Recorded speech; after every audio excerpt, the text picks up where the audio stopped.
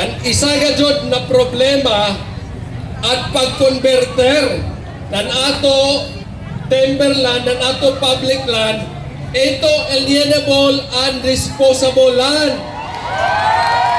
Dugay na ini na problema, puhon. Sa ako pagkahibayo, may balaod nun na ini bill na tagpasa sa Kongreso. Pero yuha matapos, waya maprubahi. Puhon, isa ini na ato matutukan para ang sekuridad ng mga Surigao-non din sa dakbayan sa Surigao sa panag-ida sa ilang lupa matubag na. E nakamong magproblema kung sino ang tag-idyo puhonan idyo lupa din hinatagtukuran idyo. Nahantod kuman public land, mahimo na pribado, mahimo na makonverter, ito alienable and disposable land din sa dakbayan sa Surigao. Gawas pa ng gaon, nakita man nato ang lain na problema din sa Surigao. Ang problema sa tubig, di ba? Ang pag-identify ng mga watershed area para maprotektahan, kaya ani man magsugod ang tubig.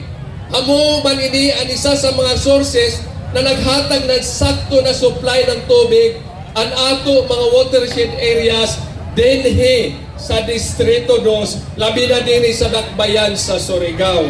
Lan ininan balaod nun na ipasa sa Kongreso para ini na mga area ma-identify, para mapunduhan ng gobyerno, para maprotektahan nato, para puhon-puhon matubag ang nato panginahanglanon sa tubig. Di nakita karadyo maglisod mga Surigao-non, labi na din sa dakbayan sa Surigao. Naman ininamo sa una sa panahon namo ni Governor Sol Matugas, ako vice-gobernador.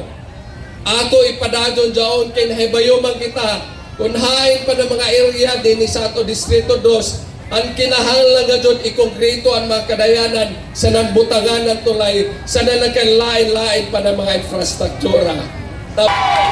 Kuno naman ang mga proyekto na tagsugda na nahantod ko man waya pa human para dili mausip ato doon paspasan sanan umanon.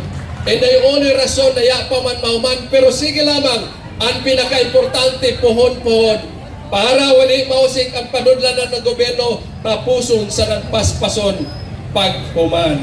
Okay kami ni Bingo Matugas. Ibani kami ni Mayor Nitoy Matugas sa pagpauswag na nato dakbayan, na nato probinsya, na nato distrito para sa karadyawan natong mga Surigao-non. Sa inyo